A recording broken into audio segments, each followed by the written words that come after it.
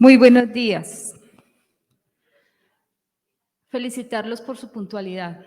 Estamos empeñados en que este valor se viva en la rutina de nuestras vidas. Entonces, empecemos. Muchísimas gracias. Empecemos poniéndonos en oración, en el nombre del Padre, del Hijo, del Espíritu Santo. Amén.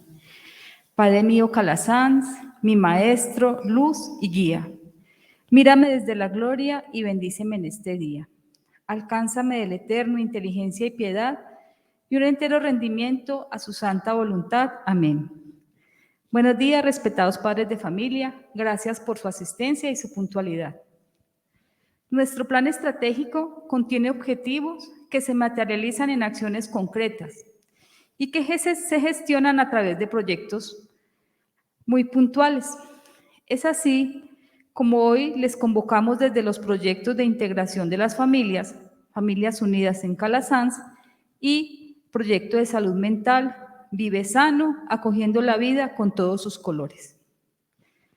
Para darle respuesta a esos objetivos y acciones, hemos buscado fuentes y recursos externos. Por ello, desde el año 2019 establecimos contacto con el doctor Leonardo Aja, quien es psicólogo forense, experto en drogodependencia y especialista en terapia de familia. El doctor Leonardo es director de la corporación Buscando Ánimo. Además, ha acompañado a otros colegios Calasanz de Colombia en el diseño de intervenciones de prevención de riesgo de adicción y otros temas. Le damos la bienvenida al doctor Leonardo y nos disponemos para escucharlo y permitir que sus estudios y experiencia complementen nuestra formación y capacidad de seguir acompañando la formación y crianza de nuestros niños calasancios. Bienvenido, doctor Leonardo.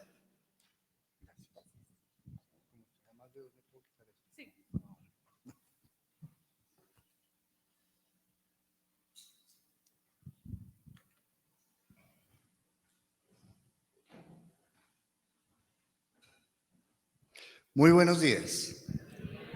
Bueno, para mí es un gusto estar nuevamente aquí en esta acogedora ciudad. Le decía ayer al padre Diego que es la primera vez de todas las ocasiones en las que he venido de que conozco a Pereira con lluvia. Y él me decía, váyase acostumbrando, así es Pereira. Y yo, bueno, no importa. Bueno, directo al grano, como diría la gallina.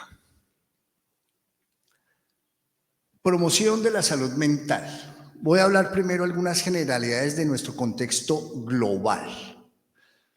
Y quiero presentarles al doctor Yuval Noah Harari.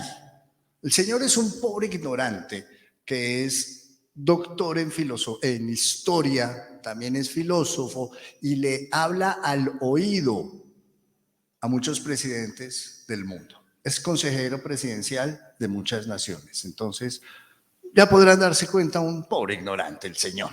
Bueno, en uno de sus libros, Sapiens, digo uno porque tiene 3, Sapiens, Homo Deus y 21 lecciones para el siglo XXI, me leí el pack durante la pandemia, o sea, tuve tiempo para leerlo con calma. Hice algunos apartes que me llamaron la atención. Les recuerdo, él es historiador y filósofo, no es psicólogo. Pero había momentos en que me daba la impresión de que era un colega el que lo había escrito. Nosotros, los modernos, tenemos un arsenal de tranquilizantes y analgésicos a nuestro alcance, pero, el cambio de color es mío, nuestras expectativas de comodidad y placer y nuestra intolerancia a los inconvenientes y las incomodidades han aumentado hasta tal extremo que es probable que padezcamos más dolor del que nuestros antepasados sintieron nunca. Siglo XIV, probabilidad de que murieras violado o asesinado, 15%. En el siglo XV a ti te mataba la guerra, el hambre y la peste. Con todo respeto, a pesar del coronavirus, hay cosas más peligrosas que el coronavirus. Hay cosas mucho más peligrosas que el coronavirus. Entonces, no es el hambre, no es la guerra y no son la peste lo que más personas están matando. Por cada niño que muere de hambre, por ejemplo, hay 5 personas que mueren por problemas de obesidad. Entonces, Nuestro contexto ha cambiado muchísimo. Es decir, tenemos unos niveles de bienestar material. Hello, ¿qué pasó contigo? ¿Qué le hiciste allá?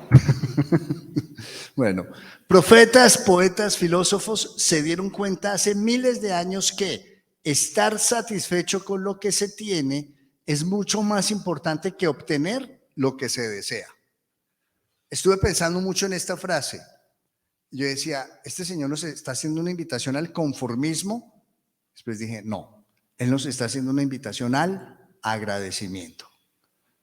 Si la felicidad es un camino o un estado, eso ya lo resolveremos después. Pero sea lo que sea, el primer peldaño para la felicidad es el agradecimiento. Eso está clarísimo. Pueden haber muchísimas fórmulas para la felicidad. Ese ingrediente nunca falta, el agradecimiento. Esto plantea la posibilidad de que la inmensa mejora en las condiciones materiales a lo largo de los últimos 2 siglos se haya visto enmascarada por el desplome de la familia y la comunidad. Somos 7.800 millones de habitantes en el planeta Tierra. Sin embargo, mucha gente dice sentirse sola. Qué paradoja, ¿no? Una conclusión interesante es que el dinero produce realmente felicidad, pero solo hasta cierto punto, y pasado dicho punto, carece de importancia. Y a mí siempre me gusta hacer la claridad en esto.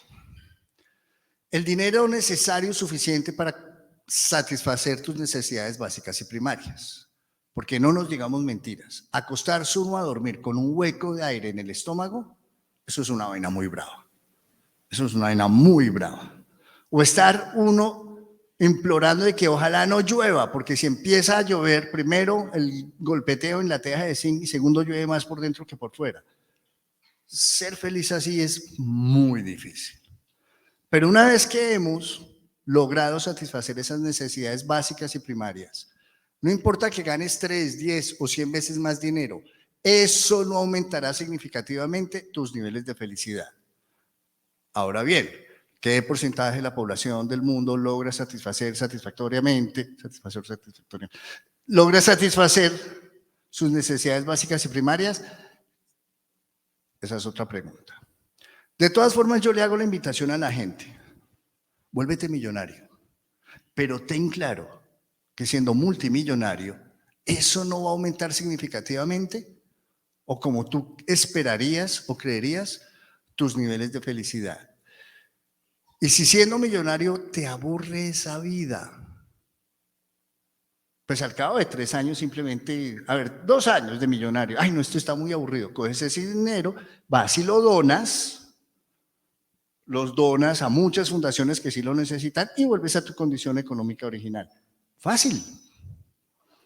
Lo difícil es hacer el camino al contrario, ¿no? Pero bueno, es una invitación, el que la quiere aceptar, la acepta. Pero ya sabes, así seas multimillonario, tu felicidad no va a aumentar significativamente, al menos no como tú lo quisieras. Más bien, la felicidad consiste en ver que la vida de uno en su totalidad tiene sentido y vale la pena. Todo el tema del sentido de la vida. ¡Wow! Algo de contexto. Bueno, entonces, estas son algunas cosas generales que nos dice el Señor. Mientras yo estaba hablando acá, ¿se pasó alguna diapositivita? Yo creí que eran más, no importa. De pronto la recorté. Algo de contexto acá en Pereira. Estos son resultados de un estudio que se hizo en enero del año 2020. Fue el último viaje que yo hice en el 2020. Y después nos encerraron. Fue un estudio epidemiológico que se hizo con sus hijos. Y les preguntamos de cuánta cosa. Vamos a mirar rápida y brevemente algunos de esos resultados.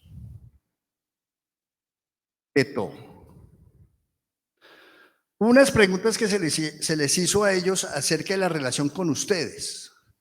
Eran 15 preguntas. Una pregunta, ¿tu papá, tu mamá te muestra afecto? Y esta es la respuesta de Se podía responder muy frecuentemente, frecuentemente, ocasionalmente o casi nunca. Aquí está graficado quienes respondieron muy frecuentemente, entiéndase. Muy frecuentemente mi papá me muestra afecto. Muy frecuentemente mi mamá me muestra afecto. Y yo lo diferencié entre chicos que nunca han probado sustancias, quienes han probado alcohol y o tabaco y quienes han probado algunas otras cosas. Ustedes son personas inteligentes y ya empezaron a ver la tendencia. Entre quienes nunca han probado sustancias, hay unos porcentajes más elevados de que papá y mamá muestran afecto muy frecuentemente. Y también llama la atención que significativamente en esta, las puntuaciones de mamá son superiores a las de papá. Es decir, las mujeres o las madres expresan afecto más frecuentemente que papá. Eso ya nos establece un reto a nosotros los machos varones vernáculos de pelo en pecho. ¿Ya? Ese es un reto para nosotros. Otra, habla contigo acerca de tu vida. Vuelve y repite. Los chicos que nunca han probado sustancias son aquellos que expresan que papá y mamá hablan con ellos acerca de su vida muy frecuentemente. Entonces ya voy dando pistas. Ya voy dando pistas. Expresar afecto, hablar con ellos, esas cosas, hacer eso tiene un efecto protector frente al eventual riesgo de consumo de sustancias. Ahí voy ya dando las pistas. Esas cosas que le encanta a la gente. ¿Y será que nos puede dar unos tips? A mí no me gustan los tips. Prefiero hablar de, le doy una pista. Puntos que después vamos a tener que ir uniendo. ¿Listo? Esta me encanta. Habla contigo acerca de tus problemas. Wow. Aquí hubo algo significativo. Pareciera que se habla más con papá, por lo menos abstinentes e ilegales, que con mamá. Y es la primera vez que yo noto esta diferencia. Yo volví, metí y no, sí, la cosa está bien. Entonces pareciera que si hay problemas, papá, ¿quieres cambiar de rol de familia? ¿Cómo así? Vas a ser abuelo. Pues cambia el rol de familia, ¿no? Entonces creo que primero se le dice al papá. Bueno, según esto, aquí en Pereira, habrá que mirar cómo funciona en otras latitudes. ¿Es justa o justo contigo? Según esto, ellos perciben que papá es más justo que mamá. ¡Wow! Y también es un resultado muy peculiar, porque en otras latitudes, vean, en otras latitudes siempre las puntuaciones de mamá eran superiores a las de papá. Aquí cambió algo, lo cual me gusta porque me habla un poco de la idiosincrasia, no, la particularidad que puede haber en cada ciudad, en cada cultura. Pero bueno, la constante es la misma. Siempre hay mejores resultados en aquellos chicos que nunca han probado nada. Es decir, hay una manifestación de que hay una mejor relación con papá y con mamá. No, espere. ¿Por qué está pasando tan rápido? Te muestra afecto, pero aquí cambiamos por sin riesgo de suicidio, ideas suicidas e intentos. Y fíjense, nuevamente. Entonces, demostrar afecto protege frente al consumo de sustancias. Demostrar afecto protege frente a las eventuales ideas de suicidio. Y ahí vamos armando el tejido. Lo mismo, habla contigo acerca de tu vida. Se repite la misma tendencia. Sin riesgo, ideas, intentos. Me llamó la atención poderosamente este 13%. Chicos que han hecho intentos de suicidio, dicen que el 13% de los casos su papá les demuestra afecto. O que muy frecuentemente su papá le demuestra afecto. ¡Wow! Habla contigo acerca de tus problemas. Aquí estuvieron muy parejitos en todos los casos. Aquí sí hubo una diferencia gigante en el caso de los intentos. Pero es la misma tendencia. En este grupo parece que están las mejores puntuaciones. Esto se volvió de carreras. Habla contigo acerca de tu vida. Es justo contigo. Tus problemas. Es justo contigo. Vuelve y se repite. Hay una mayor percepción de que papá es más justo que mamá. Bueno. No, en intentos no. Bueno, en estas dos, pero en intentos no. En intentos se percibe que es más justa mamá que papá. Es decir, esta asincronía es bien interesante. Algo de aquí en Pereira. Entonces, comunicación clara, directa, permanente. Demostración de afecto, palabras de afirmación, tiempo especial. Tiempo especial no es un tiempo de calidad.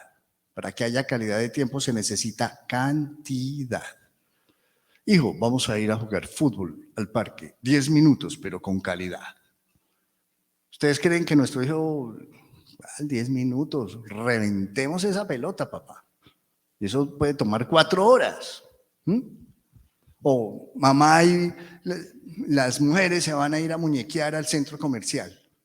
Yo no estoy diciendo que comprar, sino muñequear, simplemente hacer caldo de ojo o manicure. Señorita, un manicure de calidad, 10 minutos. ¿Se puede? No, el plan salón de belleza es de horas. ¿Lo importante es el peinado y las uñas?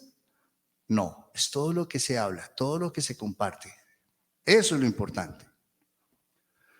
Autoridad clara, justa y firme. Promoción explícita de valores, honestidad, respeto, solidaridad. Ayer en una conversación que teníamos con los padres, bueno, sería muy largo contarles todo lo que hablamos, pero yo les decía, ¿para qué sirven los valores? Los valores sirven para una sola cosa, para nada más. Los valores te dan la guía y la orientación moral para hacer lo correcto cuando todo está mal. Te dan la guía y la orientación moral para hacer lo correcto cuando todo está mal. Porque ser bueno, cuando todo está maravillosamente bien, pues ahí no hay chiste. Pero llevándolo al extremo, intenta no robar cuando estás pasando hambre. Ahí es donde se marca la honestidad. Pero si tú tienes tu nevera llena, pues no se te va a pasar por la cabeza la idea de robar. Poniéndolo de una manera un poco gráfica y ustedes lo entienden. Otros datos acá. Conductas suicidas, ha realizado intentos. Me llamó la atención que chicos de octavo, noveno, hoy están en 10º, 11. Fueron los que expresaron el mayor porcentaje de que han realizado intentos. No que lo han pensado, que ya han hecho algo.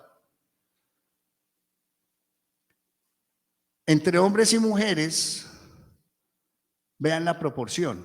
Podríamos decir que por cada chico que ha hecho un intento de suicidio, 10 jovencitas han hecho un intento de suicidio. Población de riesgo, parece ser, las jovencitas. ¿Hay que descuidar a los hombres? No.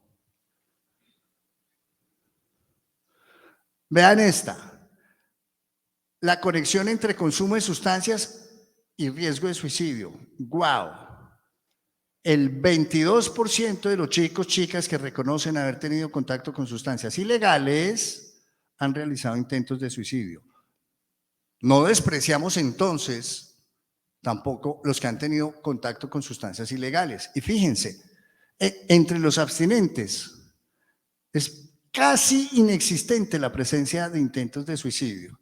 Queremos prevenir el riesgo de suicidio. ¿Qué hay que hacer? Prevenir el consumo de sustancias psicoactivas, que es un factor de riesgo muy importante para que se presente esa situación. Dicho de otra manera, hay más probabilidad de que un chico o una chica llegue a tener ideas o intentos de suicidio si ya está en contacto con el consumo de sustancias psicoactivas versus si no. ¿Se entiende la idea?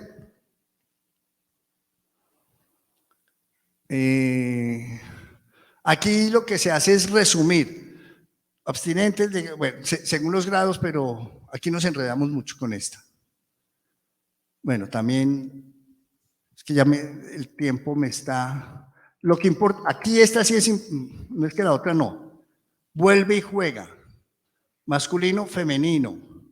Consumo de sustancias ilegales, 0.9, 19%. ¡Wow! 3, 7, el doble. Algo está pasando con las jovencitas en la ciudad de Pereira. Estos resultados, vean, en el año 1991, el título de una tesis de grado, para optar el título de, para optar por psicólogo, no fue mi tesis, fue la tesis de una compañera. Factores protectores de la mujer frente al consumo de sustancias psicoactivas. O sea, las mujeres tienen algo que las protege frente al riesgo o frente al consumo de sustancias psicoactivas. Pero eso fue en el año 1990. Del año 1990 a hoy es mucha el agua que ha pasado por debajo del puente. Y parece ser que eso ha cambiado. Ya no solo las mujeres igualaron a los hombres, bueno, con esto de la equidad de género, igualaron a los hombres en cuanto a el consumo de sustancias psicoactivas. Parece ser que nos están superando.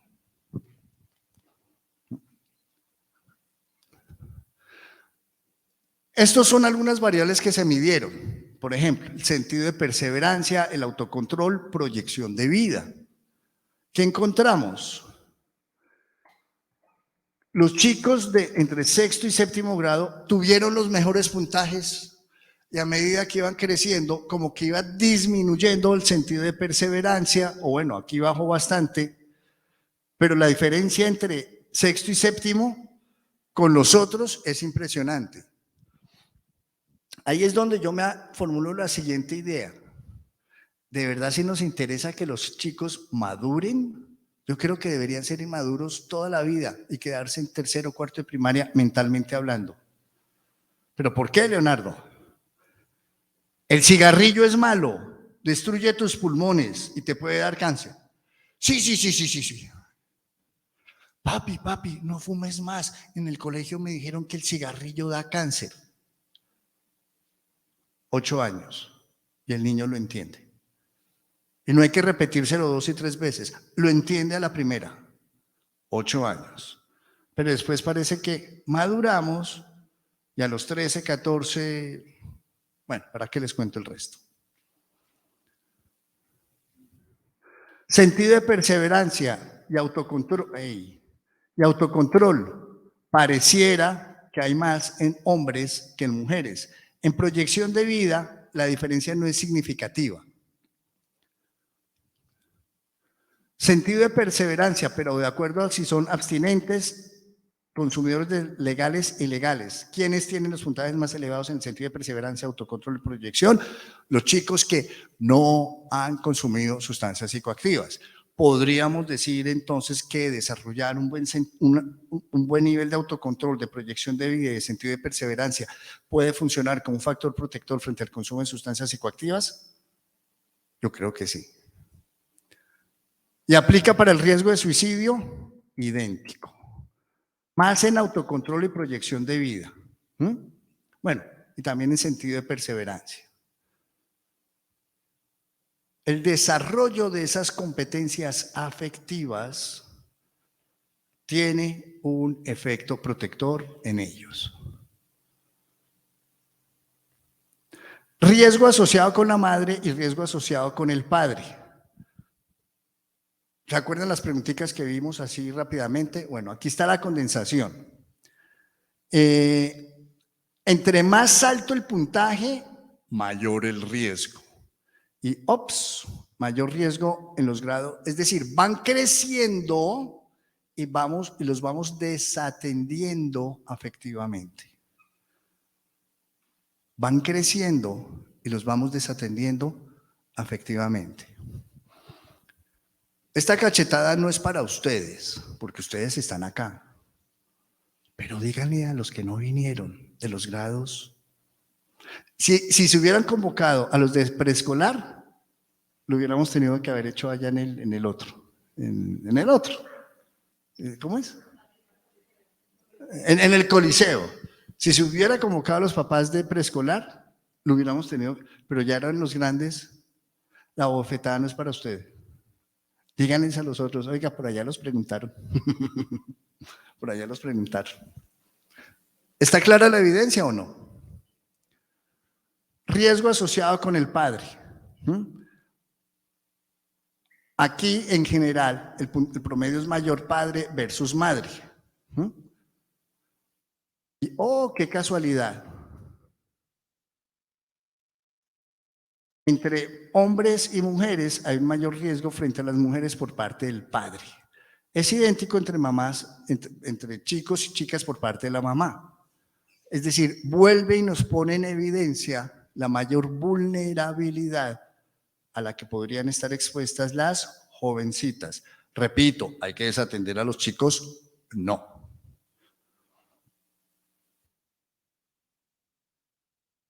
Esto es otra vez bueno, abstinentes, spa, legales, ilegales. Riesgo con la madre, puntaje más elevado acá, padre. Fíjense, una buena relación padres e hijos protege frente al eventual consumo de sustancias y frente al eventual riesgo de suicidio. Comunicación clara, abierta, permanente. Demostración de afecto, contacto físico, tiempo de calidad, regalitos especiales. Regalitos especiales es, hijo, te traje este bombón. Algunos creen que el regalito especial es, hijo, te traje el iPhone 14. Y ya me vuelvo a desatender del pelado. Ay, pero te di un iPhone que esa vaina vale 8 millones de pesos. Eso es un comprimido de cariño por 4 meses. No. El niño va a valorar inmensamente esa chocolatina. Hoy pensé en ti, se me alegró el día y te traje esta chocolatina. Es una bobada, pero de una potencia que ustedes no lo calculan. Y el sentido autoridad, clara, justa y firme, que no nos dé miedo tener un sano sentido de autoridad con ellos. Porque hay algunos padres y algunas madres que creen que porque disciplinan a sus hijos, los están dejando de querer. Y es todo lo contrario. Porque los queremos, es que los disciplinamos.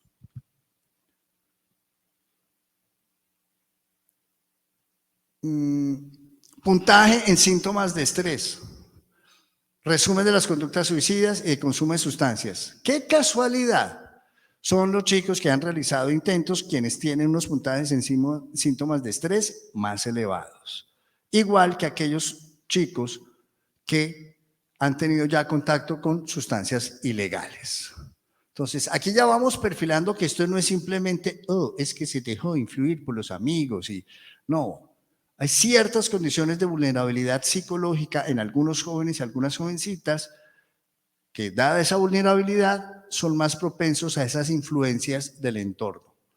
¿Cómo crear un blindaje y una protección frente a eso? Ese es el reto. Bueno. No, aquí podemos seguir hasta las 6 de la tarde.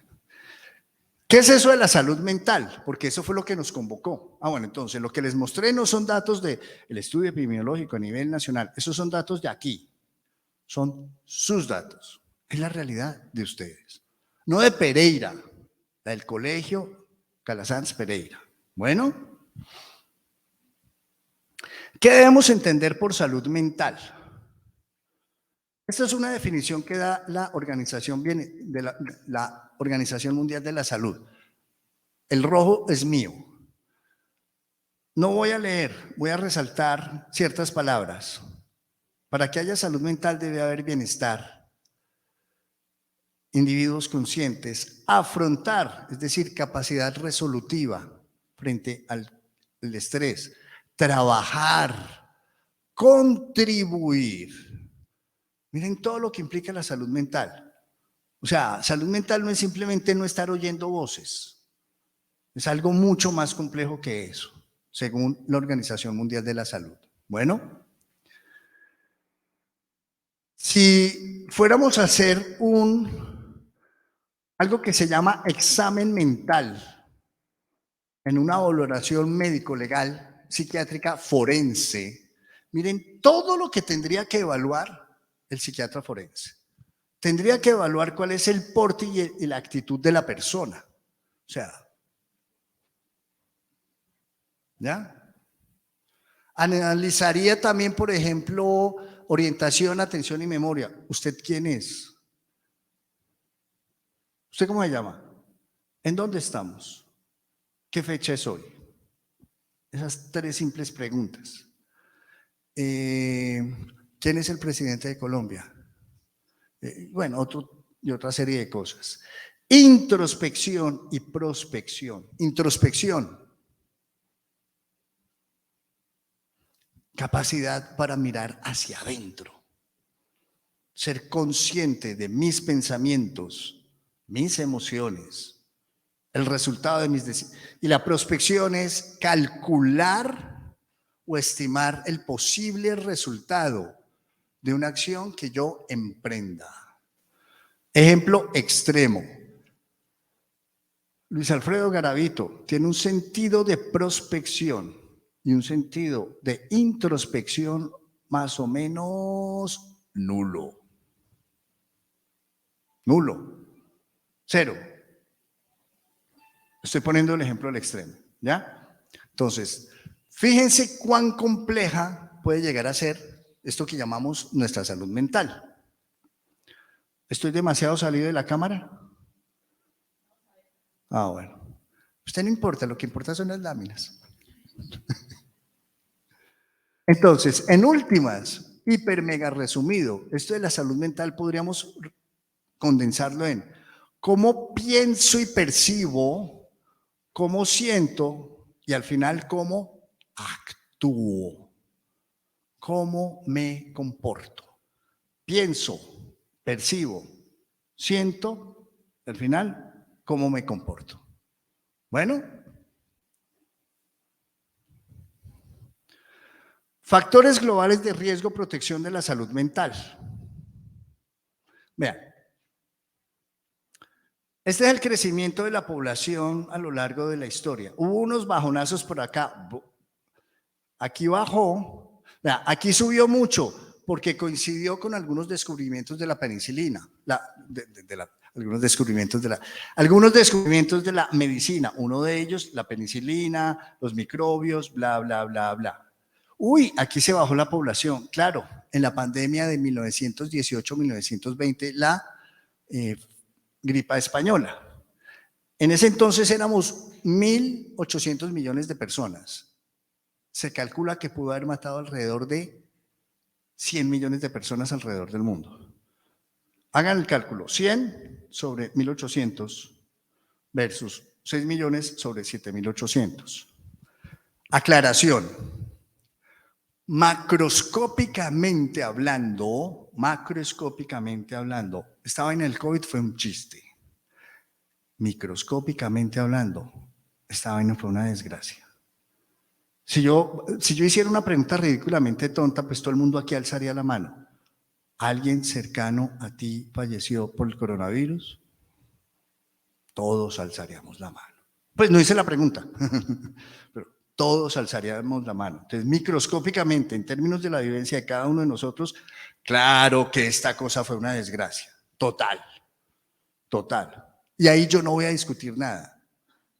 Yo no le puedo decir a la gente, oh, tu dolor es insignificante. Ten en cuenta que en 1918 murieron. A mí me importa 3 pepitos. Fue mi mamá la que se murió. Mi esposo, mi hermano. Uno no puede discutir con eso. Uno lo único que puede tener es un profundo respeto. ¿Está clara la diferencia entre la mirada macro y la mirada micro? De la mirada macro nos quedamos 3 días discutiendo. De la mirada micro, eso no se discute.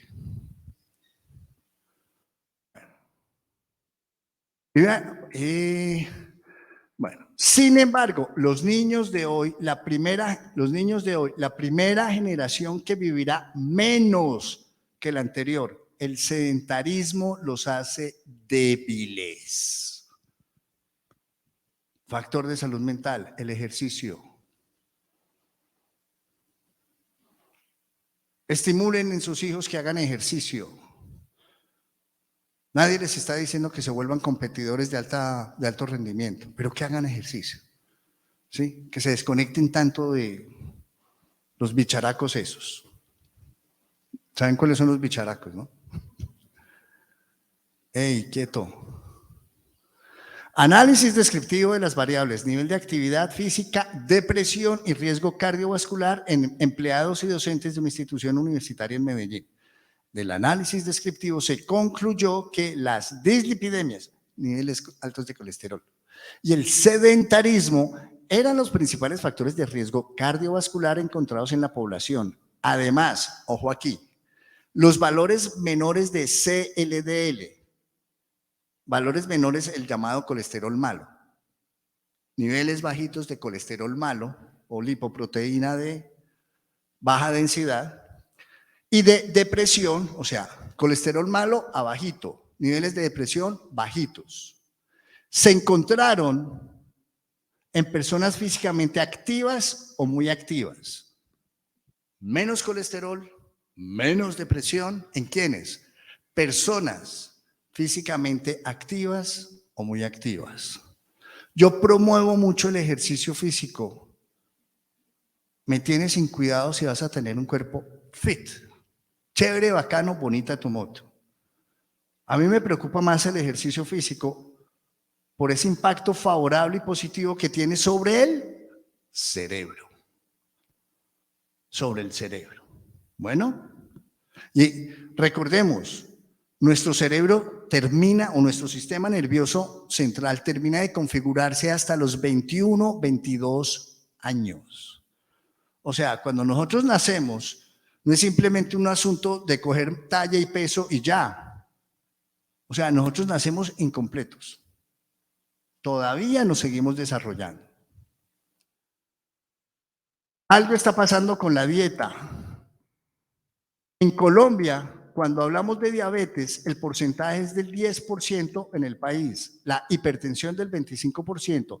Y si eso nos alarma, ahora más en la obesidad que está en el 51%.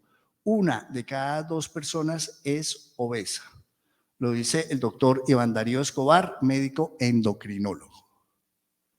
En Colombia, estos aspectos son significativos ante el incremento de los trastornos de la alimentación. Entonces, lo que vamos a comer, vuelvo y repito, no tiene nada que, no solamente si hay un mayor acúmulo de grasa y todo este tipo de cosas. Hay ciertos alimentos que son altamente favorables para la salud de nuestro cerebro y hay otros que no tanto. Una cosa boba.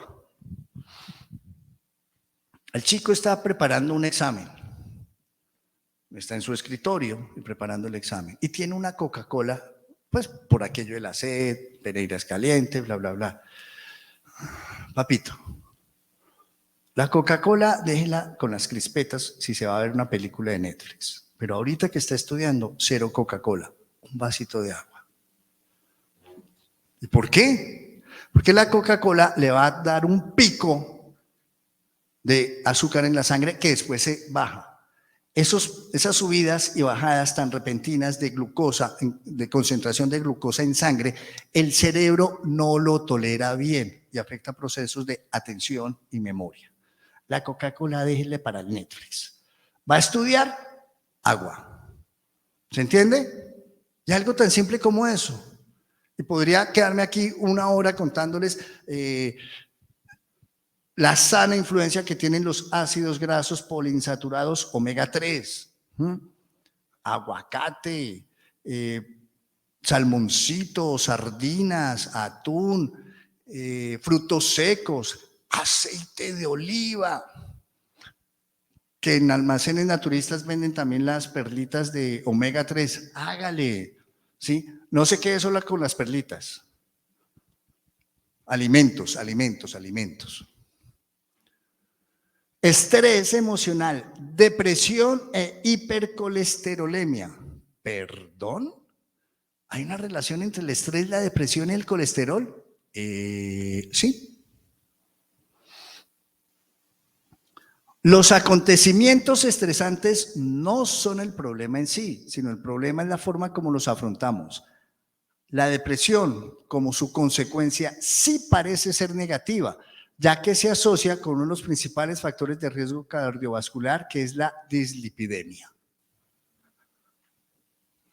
Alguien me dirá, doctor, yo estoy en desacuerdo porque cuando yo estoy comiendo vitamina H, chicharrón, chunchuno, chancho, chorizo, yo no estoy deprimido, al contrario, estoy, ¡wow! ¿Sí? De acuerdo. Pero el asunto va muchísimo más allá. Parece ser que los altos... Hay una relación circular entre estados de ánimo y niveles de colesterol. ¿Ya? Al menos eso es lo que los estudios están empezando a encontrar. Entonces, si cuidamos la alimentación, indirectamente también podríamos estar incidiendo en un factor muy importante de nuestra salud mental. Yo no me aparto que puede ser muy rico un chorizo, claro, obvio, de vez en cuando. Adicción a los videojuegos, adicción a los juegos trastorna la calidad del sueño. Cada vez más médicos pediatras están reportando serios trastornos de sueño en niños de 8 años en adelante. Y consolas. ¿Y qué hacemos? Primero, no se lo compre. ¿Cómo? No se lo compre. No me crean a mí, los expertos dicen que antes de los 15 años los chicos no deben tener este aparatejo. ¿Y cómo hace uno para hablar con ellos?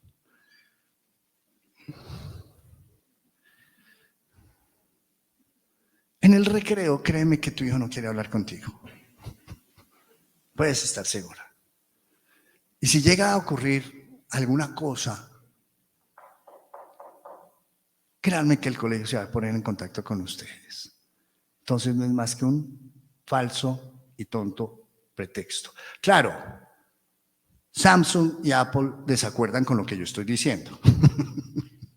Porque los principales consumidores de esos aparatejos, consumidores, yo no dije, porque ellos lo consumen, pero ¿quién lo compra?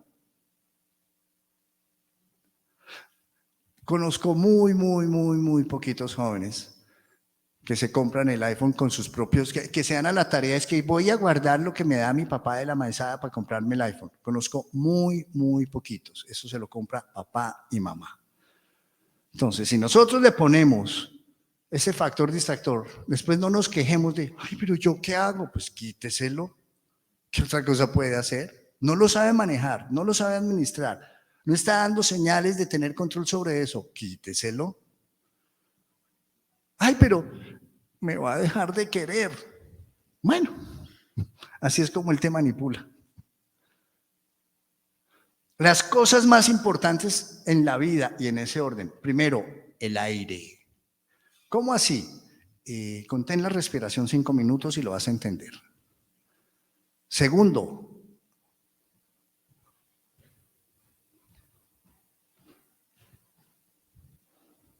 el agua. 3 días sin ingerir una gota de alcohol, una gota de agua y nos morimos. Tercero, el sueño.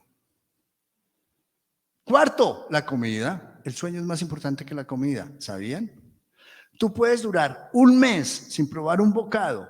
Desde que tomes agua y duermas, no te mueres. Te pegas una bajada de peso, cosa loca, pero no te mueres. 1 mes sin comer bocado alguno. Desde que tomes agua y desde que duermas. Pero 5 o 6 días sin dormir una gota.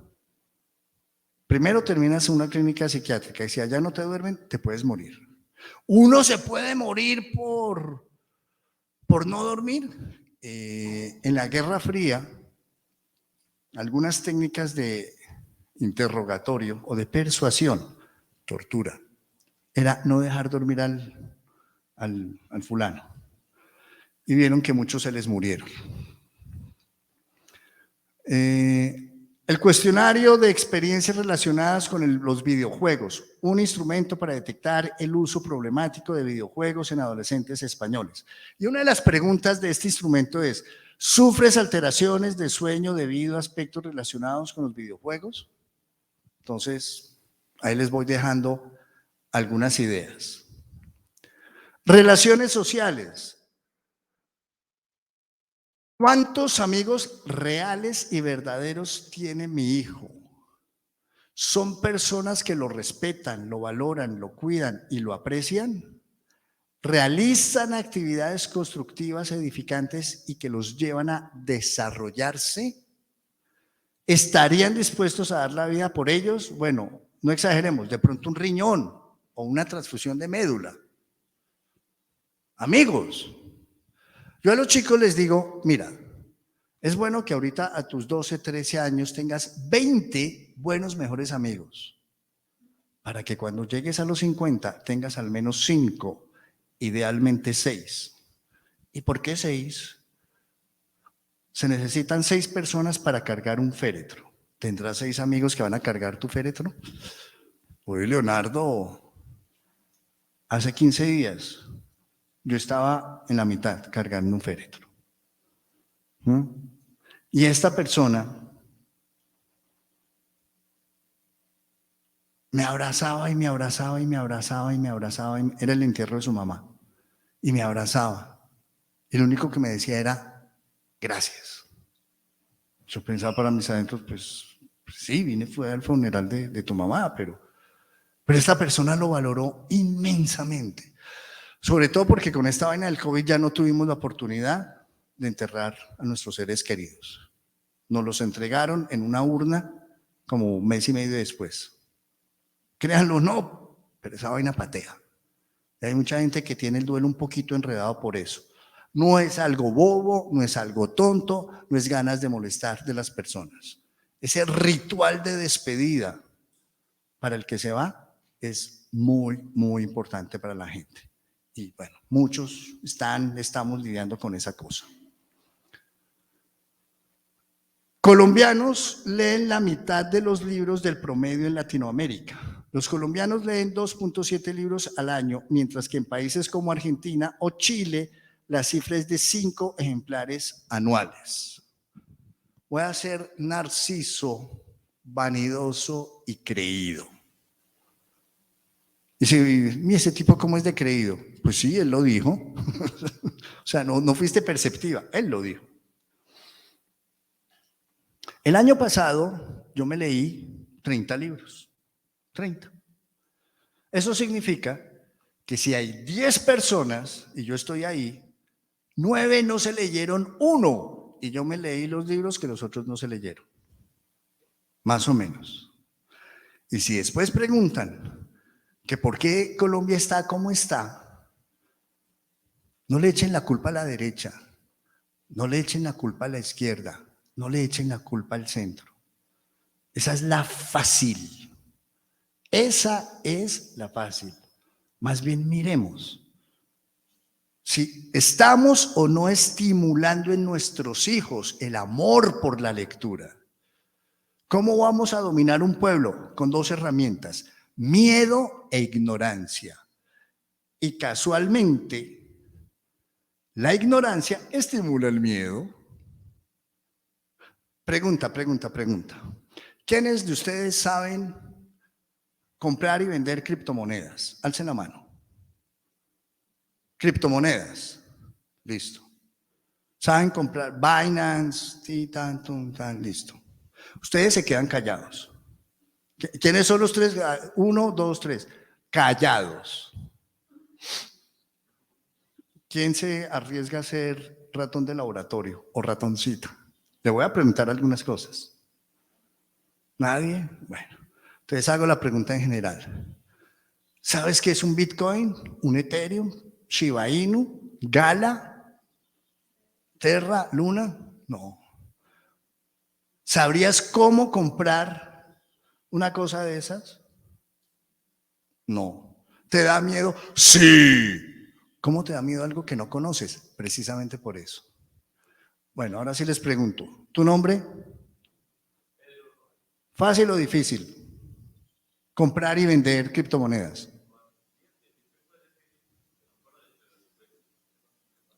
Al principio puede ser difícil. ¿Y qué hiciste? Ya. ¿Y hoy es? Ya. ¿Te has ganado unos pesitos con eso? Ya, la sonrisa lo delató. Ya. Entonces les pongo un ejemplo sencillo. Ve y compras criptomonedas. Eso es muy difícil. Miedo. Te aproximas, buscas la información, lees, aprendes. Oye, no, pensándolo bien, no es tan difícil. Te arriesgas, lo haces y ya. El miedo que da la ignorancia. Combatamos la ignorancia para que bajemos el miedo. Una forma, no la única, de combatir la ignorancia es leyendo. Ojalá libros. Cuidar el pensamiento. ¿Cuál es la información que depositan nuestros hijos en sus mentes? ¿Qué información? Vean. ¿Alguien se tomaría este vaso de agua? No. Pues sí, obvio. Es evidente. Este es así, agua sucia, puerca, cochina. Bajito, bajito nos va a dar una disentería o una tifoidea. ¿Sí o no? ¿No?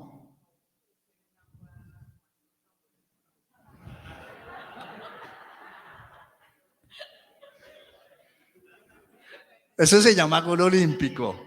No, eso se llama gol olímpico. O sea, ¡pum!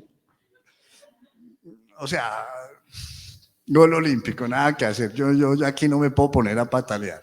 Supremamente ingenioso. ¿Sí? Bueno. Bueno, pero todo el mundo entendió cómo es la cosa. ¿Sí? No, yo no pataleo cuando me meten gol. A ver, o sea, fue buenísimo. ¡Wow! ¿Cuántos libros, hablando de nuestros hijos, cuántos libros ha leído en lo transcurrido del año? ¿Han sido libros que le han edificado su espíritu y su mente? ¿Por qué? Unos años atrás, un papá llegó y me dijo, doctora, estoy muy contento porque mi hija finalmente se entusiasmó con la lectura. ¿Verdad? Sí, empezó con un libro de fotografía. A mí me gusta la fotografía. ¿Un libro de fotografía? ¿Qué libro? 50 sombras de Grey. Oh. 13 años. No. Por eso digo, no es simplemente leer, sino algo que edifique. ¿Le llevaron a mejorar como persona? ¿Cuántas horas de televisión ve al día? Hay algo que yo propongo. Por cada 3 horas de Netflix, 1 hora de lectura. Si la gente es capaz de llegar a las 5 de la mañana viendo una pinche serie, truco, lo hago yo. En este momento yo tengo suspendidas mis afiliaciones a streaming, a Netflix y todas esas vainas. Las tengo suspendidas. Las voy a volver a activar en diciembre como medio de autocontrol para no dejarme seducir por una serie. Porque yo sé que eso tiene un efecto magnético, que uno arranca con el primer capítulo y, después, y siempre lo dejan a uno picado. Entonces, ¿será que lo va a matar? Entonces uno no se aguanta y 5 de la mañana, ok, Netflix a la lata en vacaciones. Pero en este momento yo no me puedo dar el lujo de verme una... no puedo. Entonces suspendo esas afiliaciones. Pero el que no, mi propuesta es, por cada 3 horas de Netflix, 1 hora de lectura. Después podría bajar a 2 horas de Netflix, 1 de lectura. Es una propuesta. El que la quiere tomar, la toma. El que no, no. Son canales culturales, deportivos, películas de chisme, porno. ¿Qué es lo que se ve en la televisión? ¿Cuántas horas al día pasa en redes? Yo tengo 3 cuentas de Instagram, 3. Promedio de estadía en mis 3 cuentas, 5 minutos al día. Tengo 3, pero no paso más de 5 minutos. Y veo el celular de otros chicos y es 2, 3, 4 horas al día. Y después andan preguntando que por qué el tiempo no les... es que en el colegio dejan muchas tareas, papá. Pues no importa qué cantidad de tareas dejan en el colegio, pero si estás 3, 4 horas al día en Instagram, y no es algo que yo me invente, eso es algo que uno fácilmente puede verificar mirando la aplicación, y ahí dice tiempo en la aplicación, y ahí aparece. Y lo he hecho con varios pacientes. Muéstrame tu celular. Muéstrame 4 horas. Ahora ya entiendes por qué el tiempo no te alcanza para hacer tareas. El problema no es el colegio. El problema eres tú. ¿Cuáles son sus canales favoritos en YouTube? Para mí YouTube es un inmenso basurero en donde uno a veces encuentra diamantes. Eso es YouTube. Un inmenso basurero. Pero en ese basurero hay oro, hay diamantes, hay perlas, esmeraldas, cosas muy, muy, muy valiosas. Hay que saber buscar. Y claramente YouTube se está convirtiendo en un reto para la educación moderna. Amigos que están allá en la última fila, docentes. ¿Cuál es la diferencia entre tú y YouTube? Si por saber se trata, por conocimiento, déjame y te digo, YouTube sabe más que tú. La diferencia será aquello que tú vas a hacer, que YouTube no.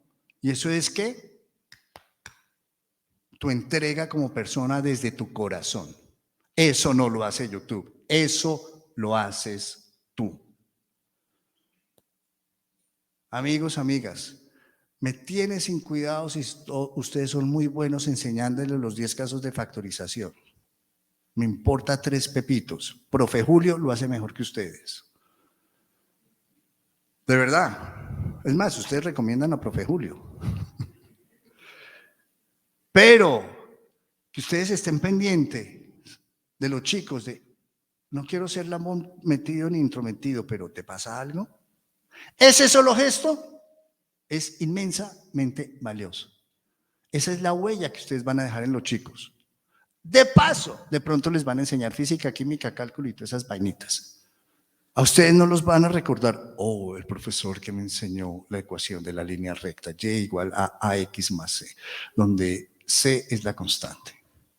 Oh, los van a recordar porque un día ustedes se acercaron a ellos y lo escucharon. Esa es la huella que ustedes van a dejar en los chicos. Y sí, de pronto lo van a enseñar física, química, cálculo y todas esas vainas. ¿Se entiende el mensaje?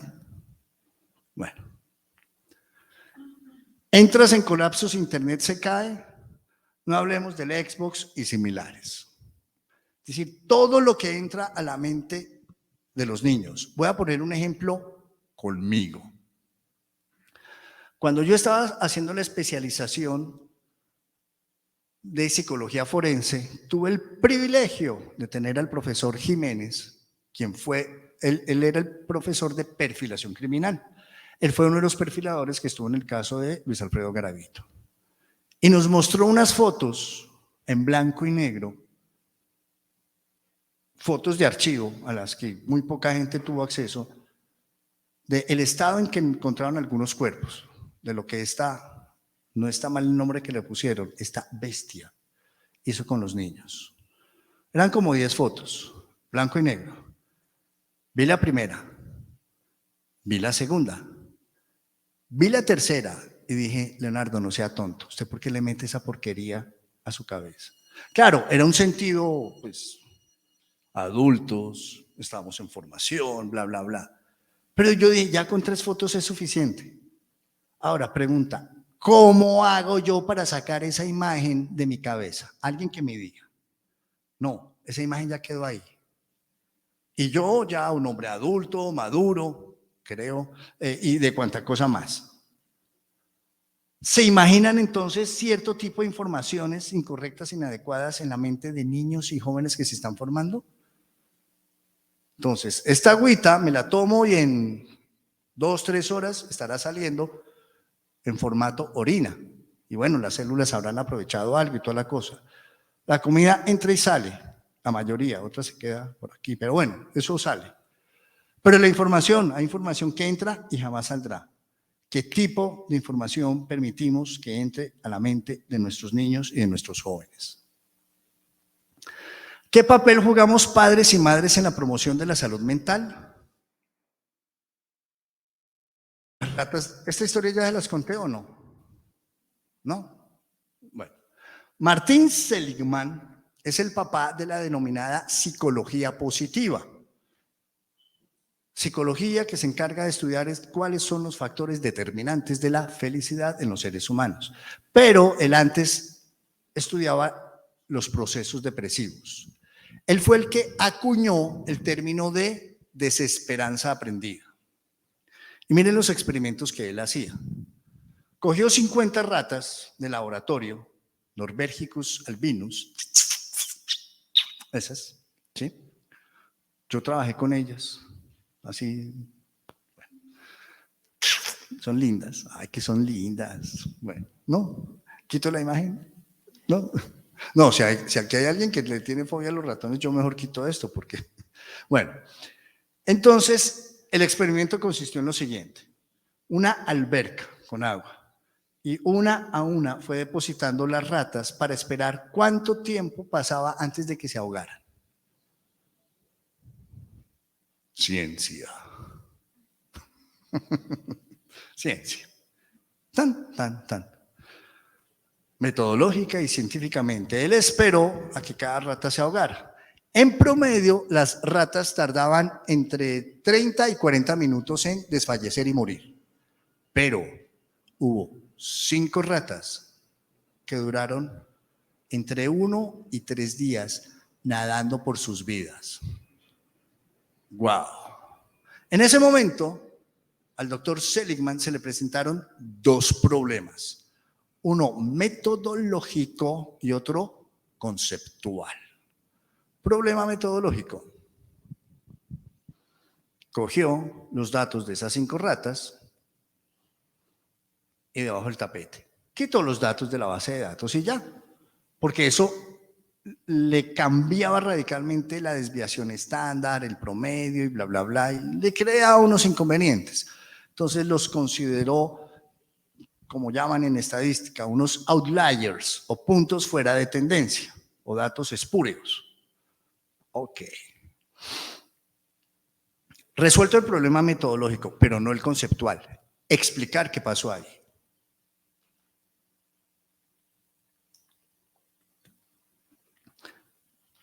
Pasó el tiempo y la incógnita persistía. Hasta que un día su asistente de laboratorio se compadeció de él y le dijo, doctor Seligman, yo creo saber qué fue lo que ocurrió. Cuente. Aquel día que usted me mandó al dispensario de biología, allá en la otra facultad, pues yo le dije al encargado, oiga, necesito 50 ratas de laboratorio. Y él, ok, 43, 44, 45. No, hermano, solamente tengo 45 ratas. Y yo, no, pues sí, solo hay 45. No, necesito 50. El doctor Seligman es muy riguroso y muy estricto con este tema de los N en sus muestras y ta. Vea, hermano, haga una vaina. Llévese estas 45 y pásese mañana antes de las 7 de la mañana, antes de que abra la facultad, y yo le traigo las otras 5 ratas. Pero quiero advertirle una cosa. No son Norbergicus albinus, no son ratas de laboratorio, son ratas canequeras y de alcantarilla, blancas, pero de alcantarilla. ¿Les sirven? Hágale pues, finalmente todas se van a morir ahogadas. Ya entendemos cuáles fueron las 5 ratas que... Y muchos hacen la pregunta, ¿será que estamos educando a nuestros hijos como ratas de laboratorio? ¿Nos está sugiriendo que los echemos a la calle? No, yo no he dicho eso. Yo no he dicho eso. Solo les estoy describiendo lo que pasó con las ratas del doctor Seligman. Nada más. Mi gran amigo Carlos Santiago Cano. Y aquí sí doy el mérito de... ¿Sí? Lo dijo mi amigo Carlos Santiago Cano. La sobreprotección es no permitir que el niño haga cosas teniendo ya la capacidad para hacerlas. Carlos Santiago Cano. Lo encuentran en la ciudad de Medellín. Es un bacán ese man. Ya, ya, listo. Es que nuestros jóvenes no tienen oportunidades hoy en día. Escuchamos con reiterada frecuencia. ¿Lo han escuchado? Ok. ¿Saben quién es él? ¿Quién fue él? John D. Rockefeller, considerado uno de los hombres en su momento más ricos del mundo, y provenía de una familia repobre. Narendra Modi, ¿saben quién es él? Por allá dijeron, primer ministro de la India, procedencia, los intocables, o parias que llaman. Y el tema de las castas en la India sigue tan vigente hoy como 5 o 6 siglos atrás. Las castas no se mezclan. Y proviniendo él de lo más abyecto de la sociedad, los parias, los innombrables, los intocables, primer ministro de la India. Segundo país más poblado del mundo, va a ser el primero, tienen bomba atómica, bla, bla, bla, bla, bla. Gumersindo Gómez. ¿Les suena ese nombre? ¿Quién tiene un colchón El Dorado? Alce la mano. Usted está durmiendo en un colchón de Gumersindo Gómez. Dueño de Colchones El Dorado. No conoció a su padre porque a su padre lo mataron cuando él estaba aún en el vientre de su madre, una mujer analfabeta. Al padre él lo mataron en la época de la violencia de los 50. Pobre, repobre, dueño de Colchones El Dorado. Benjamin Carlson, ¿ese nombre les dice algo? Benjamin Carlson, ¿ese nombre les dice algo? Un médico muy famoso.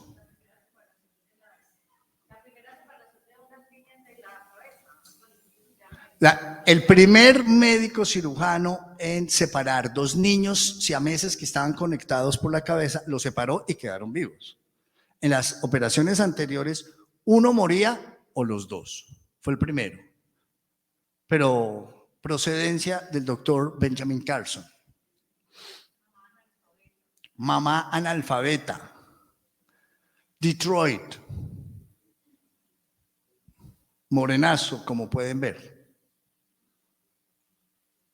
Padre ausente. O sea, todas las condiciones para ser un pandillero. No he ido a Detroit, pero dicen que Detroit es una ciudad muy, muy, muy tenaz de los Estados Unidos. Que no es un buen vividero, Detroit. Me dicen, yo no sé, cierto, falso, mito urbano, no tengo ni idea. Pues allá estaba, allá nació él. Moreno, madre analfabeta, padre ausente, todas las condiciones para ser un pandillero o terminar en la cárcel o muerto antes de los 20 años. ¿Qué fue lo que hizo la mamá de Benjamin en un momento determinado? A ver, culicagados, a leer, a leer. Y los puso a leer. Y bla, bla, bla, bla. Netflix, listo. Manos Milagrosas, véanla. ¿Les gusta Netflix? A mí también me gusta. Manos Milagrosas, ahí la encuentran. Entonces, de verdad, nuestros hijos no tienen oportunidad. Yo no me creo ese cuento. Pobre, pobre, pobre, pobre. Pobrecitos. Pero nuestros hijos no tienen oportunidad. Ok.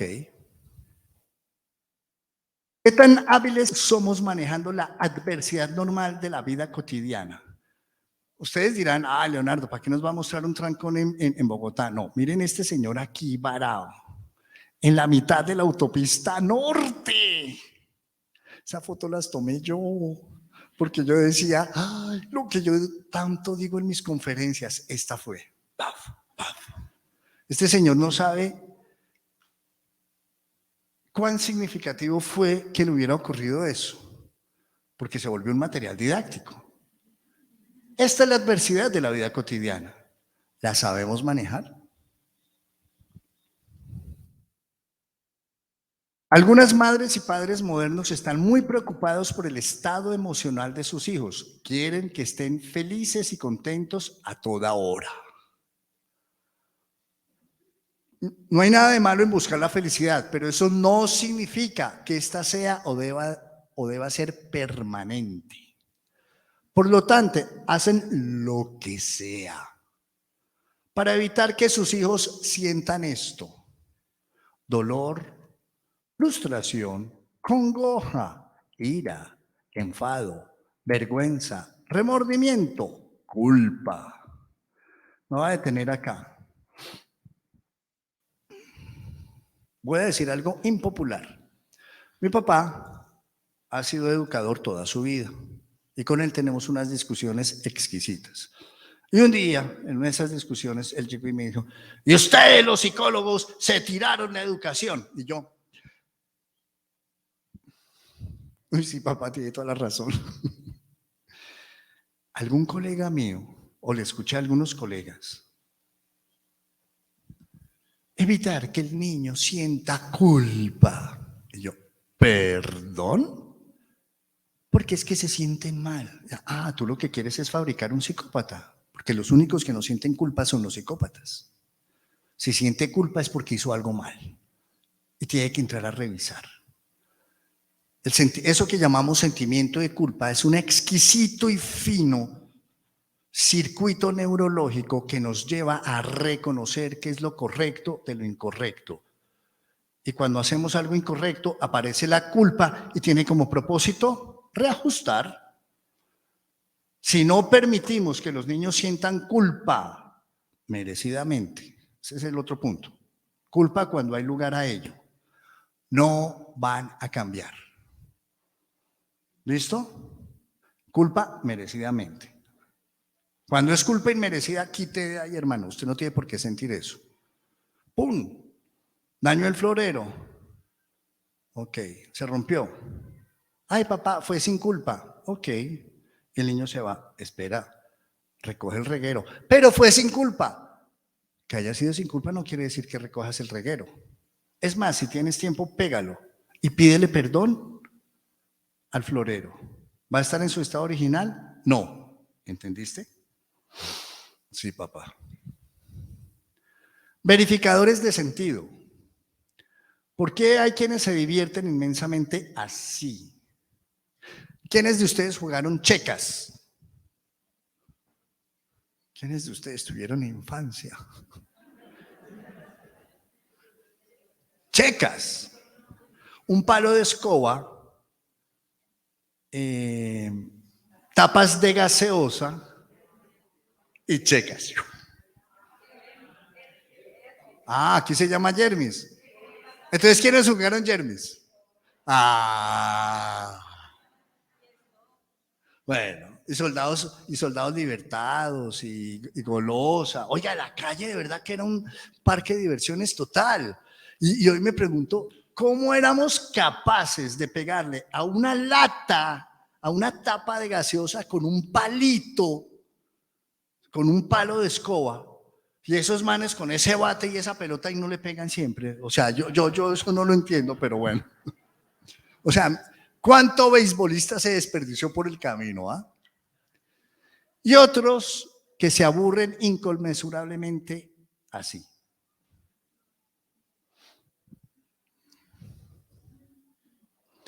Educa a tus hijos con un poco de hambre y un poco de frío. Lo dijo Confucio. A mí no me echen la culpa. Lo dijo Confucio. ¿Mm?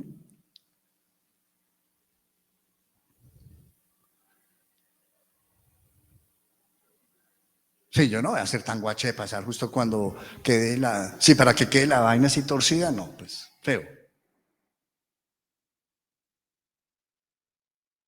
Lo que ocurre es que educamos a nuestros hijos para Disney World y cuando llegan a la vida real se encuentran con The Walking Dead.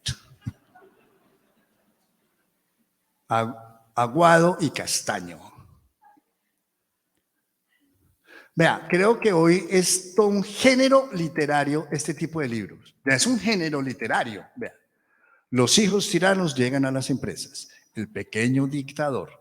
Padres obedientes, hijos tiranos. Hijos, es todo, o sea, me falta a mí escribir ahí, en ese género. Algo debe estar ocurriendo para que tantos autores le hayan prestado atención a este tema y se les denomine hijos tiranos. Y adivinen quiénes fabrican esos hijos tiranos. Nosotros. Nosotros los papás, no nosotros los psicólogos, ¿ya? Aclaremos. ¿O sí? Bueno. Desafíos.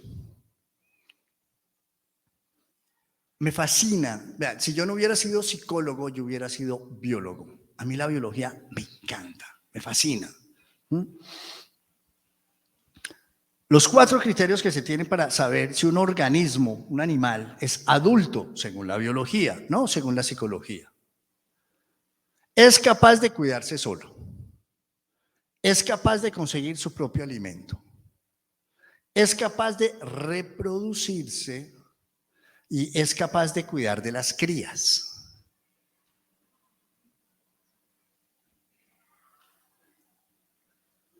El hijo o la hija de ustedes, ¿quién va a estudiar medicina? ¿Alguno o alguna? ¿No? ¿No saben? Si tu hijo o tu hija va a estudiar medicina, hazte la idea, lo vas a tener en tu casa hasta los 30 años. Antes no se va a ir. Técnicamente no es un adulto, porque todavía no es capaz de conseguir sus propios alimentos. Algunos se saben reproducir accidentalmente, pero ni siquiera los hijos lo saben cuidar. No son adultos. No confundir tener una cédula con ser adulto. Son asuntos muy diferentes. El abuelo, 18, la abuela, 15. Y el abuelo se robó a la abuela a escondidas y se casaron con el cura del pueblo de al lado, porque la familia de ella no gustaba de él. Y se perdieron 3 años. Y llegaron a los 3 años a la casa de ella. Y los hermanos, papá, venga. Si no tiene machete, aquí le damos, venga. Y el papá, wow, quieto. Su hija tiene un brillo en el dedo. Es una mujer, es una esposa. Bueno, con unos críos. No le van a dar machete, le van a dar un asadón. Háganle. Y bla, bla, bla, bla, bla, bla. Pues la abuela a los 15 y el abuelo a los 18. En ese entonces ya eran adultos. Hoy, siguiente. Bueno. Hija, ¿vas a estudiar medicina? Di que no. ¿Y qué pasa si le apostamos a la resiliencia? ¿Cómo estoy yo?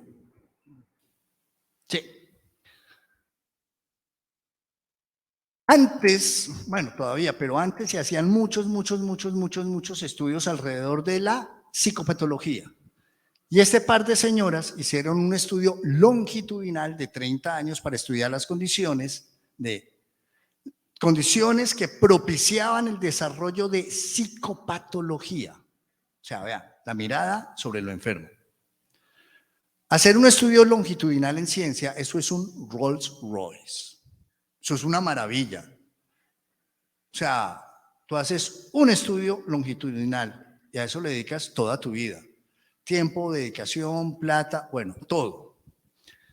Pero les llamó la atención que dentro de estos niños aparecieron adultos normales, cuando la predicción era que, o sea, este estudio hoy por hoy sería inviable porque estaría rompiendo un principio de ética. ¿Cómo así que hay unos sujetos a los que ustedes simplemente los va a observar, que sabe usted que están expuestos a unas condiciones adversas y usted no va a intervenir?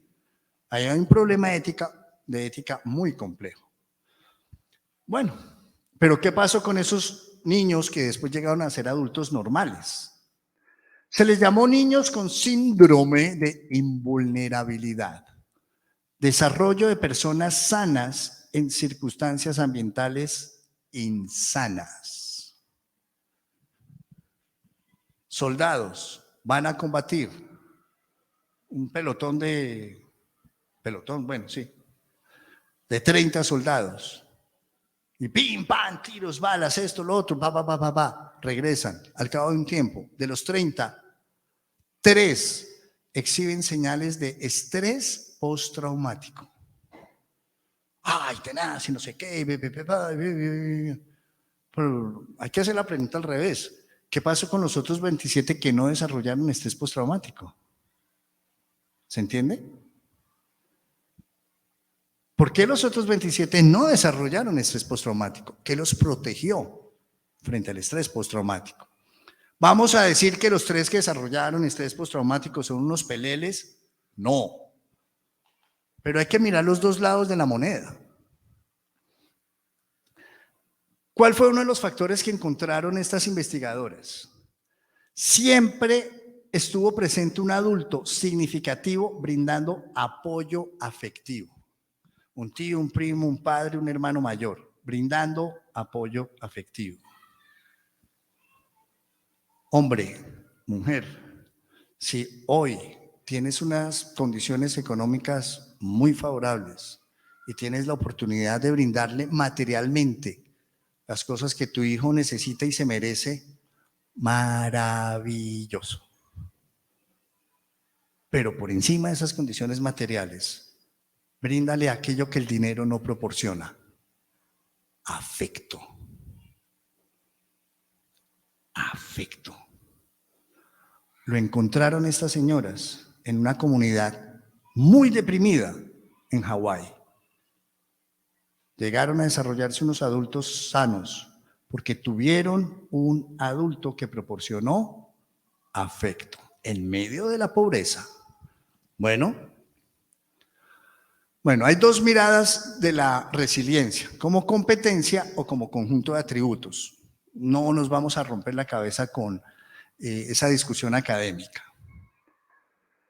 Ambientes favorecedores de la resiliencia: presencia de adultos disponibles, confiables y atentos a las necesidades de los niños, pero más que las necesidades físicas, que son importantes, sus necesidades emocionales. Expectativas altas y ajustadas a la edad del niño. Expectativas ajustadas a su edad. ¿Qué pasa si estamos esperando más de lo que él puede dar? Estamos sobreexigiendo.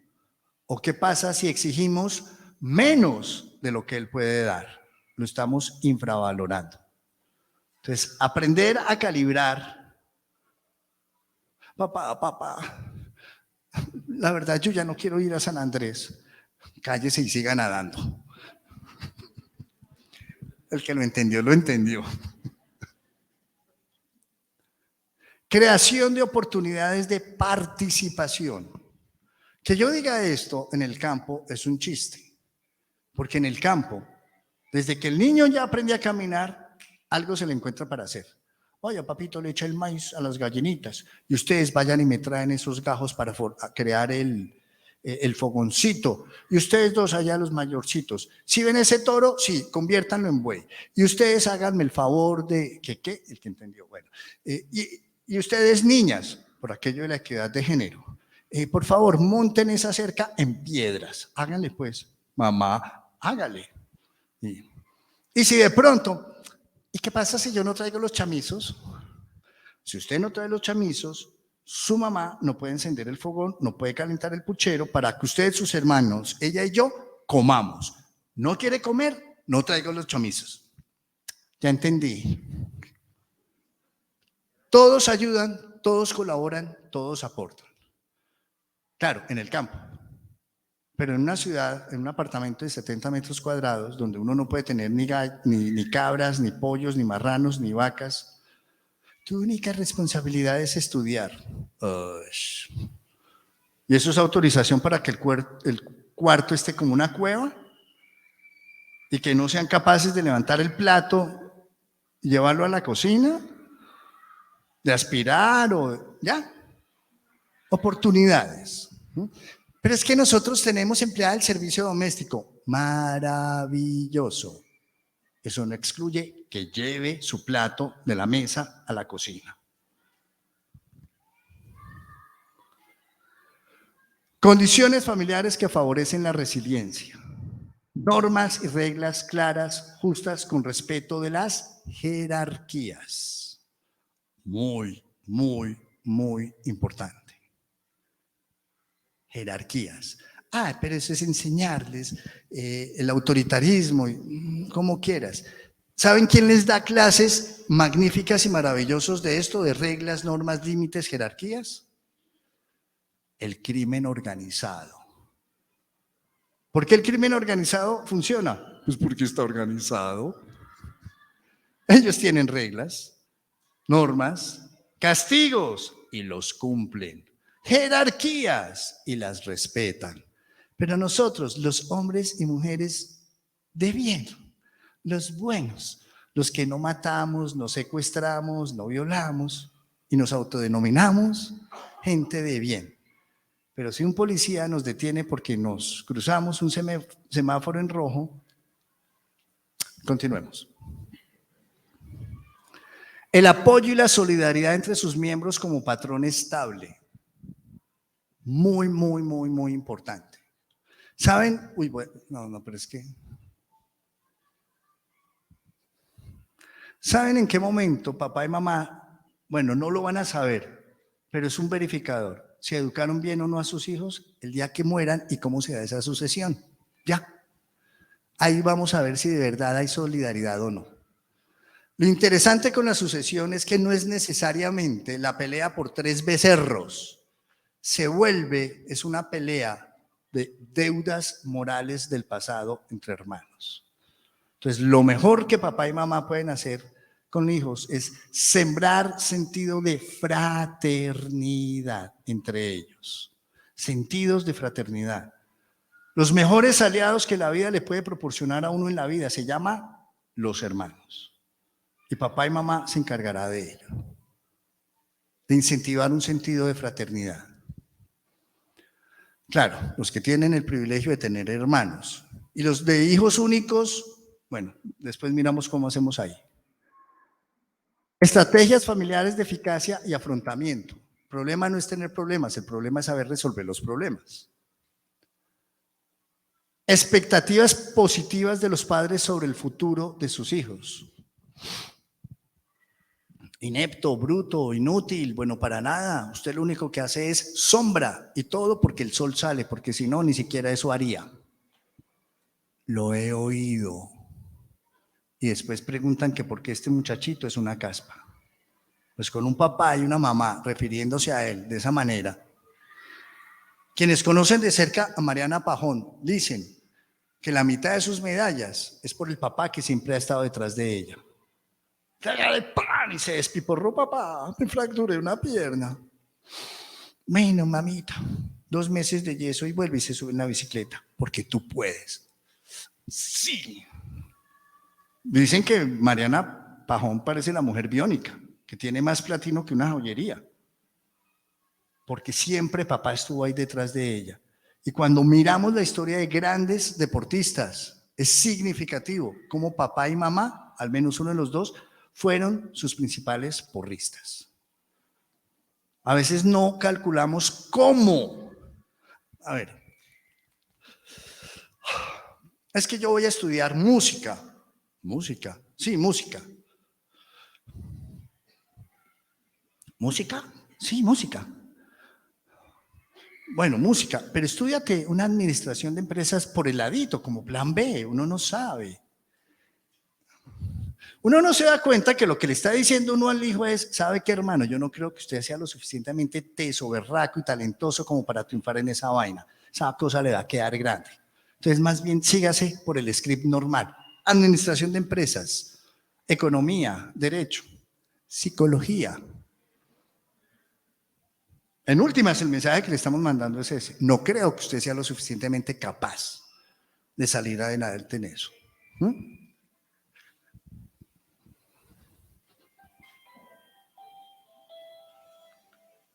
Llegó el acosador. No, pero me quedan 2 minutos. Distribución justa y equitativa de responsabilidades familiares. Ahí se aplica la equidad de género.